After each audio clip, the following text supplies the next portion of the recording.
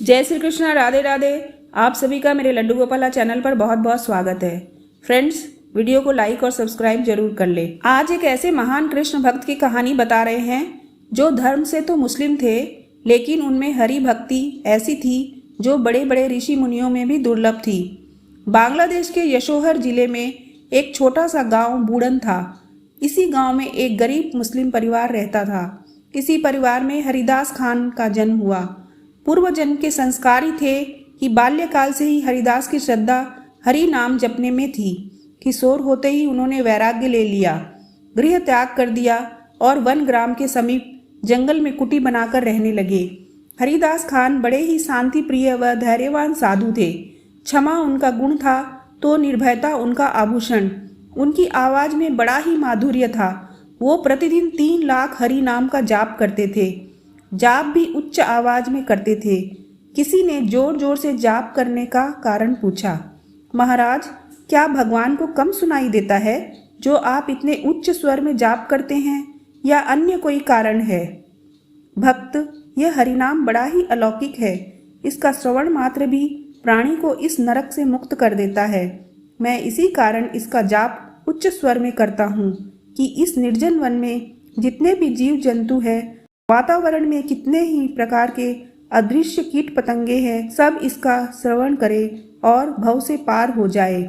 हरिदास जी बोले। उनकी बात से वह व्यक्ति संतुष्ट हो गया। उनकी ख्याति बढ़ती जा रही थी। कितने ही लोग उन्हें अपना आदर्श मानकर भगवत भक्त हो गए। उनकी ख्याति से कुछ लोग चिढ़ते भी थे, जिनमें रामचंद्र खान नाम का एक जमींदार था। उसने उनकी साधना और कीर्ति को नष्ट करने का षड्यंत्र रचा और एक वेश्या को धन का लालच दिया। वेश्या तो धन दीवानी थी ही। उसने तत्काल सहमति दे दी। रूप और सौंदर्य की साक्षात मूर्ति उस वेश्या ने श्रृंगार किया और रात्रि के समय हरिदास जी की कुटिया में पहुंच गई। लेकिन वह तो भगवान की आराधना में लीन थे। उनका मनोहर रूप देखकर वेश्या उन पर आसक्त हो गई।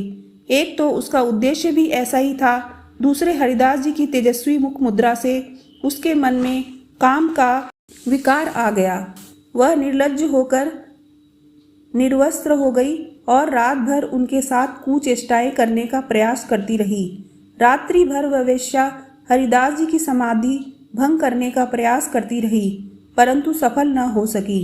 प्रातःकाल होने पर उसने अपने वस्त्र पहने और चलने को तैयार हुई। देवी, क्षमा चाहता हूँ। समाधिस्थ होने के कारण मैं आपसे बातें न कर सका। आप किस प्रयोजन से आई थी? वह मुस्कुराकर चली गई। 3 रात लगातार वह अपने प्रयास में विफल रही। वह साधु किंचित मात्र भी अपने तप से नहीं डिगा था, जबकि उस वेश्या के कानों में निरंतर हरिनाम की आवाज गूंजने से उसका अंतःकरण शुद्ध हो गया था। वह चौथी रात्रि भी आई। हरिदास जी उस वक्त भी पूर्ण भाव से भगवत भजन में लीन थे। इतने लीन थे कि उनकी आंखों में अश्रुधारा बह रही थी। वेश्या को आत्मग्लानि हो उठी। यह साधारण साधु नहीं है, वह सोचने लगी। जो मुझ जैसी परम सुंदरी की उपस्थिति का आभास तक नहीं करता और अपनी ही धुन में लीन रहता है, तो निश्चय ही इसे किसी अलौकिक आनंद की प्राप्ति हो रही है। अवश्य ही इसे कोई अन्य ऐसा आनंद प्राप्त है जिसके समक्ष संसार के सब रूप इसे फीके लगते हैं। वेश्या उसे पथभ्रष्ट करने आई थी और स्वयं ही सद्मार्ग पर चल पड़ी। उसे हरिदास जी ने दीक्षित करके तपस्विनी बना दिया।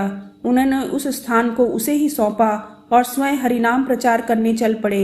वेश्या उसी कुटिया में हरिनाम गाने लगी। वह साधु संग और हरिनाम श्रवण का प्रताप था कि वेश्या भी आगे चलकर भगवान की परम भक्त बनी। हरिदास जी वहां से चलकर शांतिपुर पहुंचे। शांतिपुर में मुस्लिम शासक था।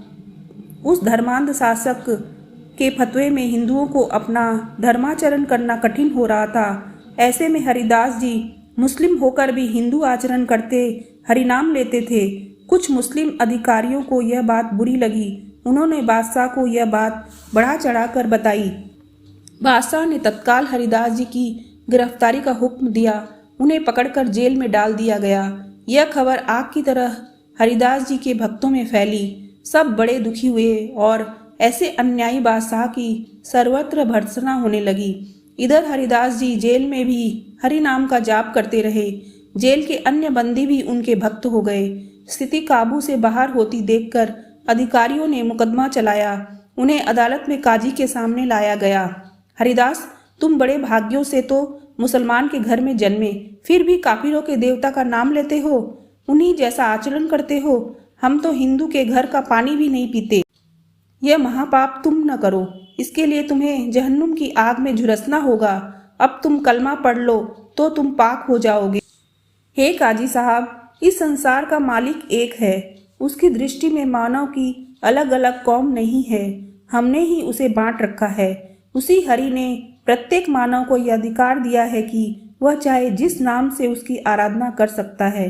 जब उस अल्लाह, भगवान या जो भी नाम दे उसकी दृष्टि में मैं अपराधी नहीं हूँ, तो आपके अनुसार मैं कैसे अपराधी हुआ? यह अपराध है, इसे तुम्हें सख्त सजा मिलेगी। काजी बोला, यह काफिर है, इसे इसके गुनाह के लिए 22 बाजारों में घुमाया जाए और इसे इतने बेंत लगाए जाए कि इसकी सांसें इसका साथ छोड़ दे। क्रोध में उन्हें सजा सुना दी गई। हुक्म की तामील हुई। हरिदास जी को घुमाते हुए बाजारों में बेंत लगाए जाने लगे। हरि नाम में लीन उन्होंने अपने प्राण को केंद्र में स्थिर कर लिया। बेतों की मार से उनके मुख से उफ तक न निकली। मारने वाले थक गए, परंतु पिटने वाला अडिग रहा। चूंकि उन्होंने अपने प्राण केंद्र में स्थित किए थे, इसलिए सिपाहियों ने उन्हें मरा जानकर गंगा में फेंक दिया। परंतु जिसके जीवन की डोरी स्वयं जगन्नाथ ने पकड़ी है, उसे कौन मार सकता है? वे भी चेतन होकर जीवित गंगा से निकल आए। अधिकारियों ने जब यह सुना तो भयभीत होकर हरिदास जी के पास पहुंचे और उनके चरण पकड़ लिए। संत ने उन्हें माफ किया और हरिनाम का जाप करते करते वहां से चल दिए।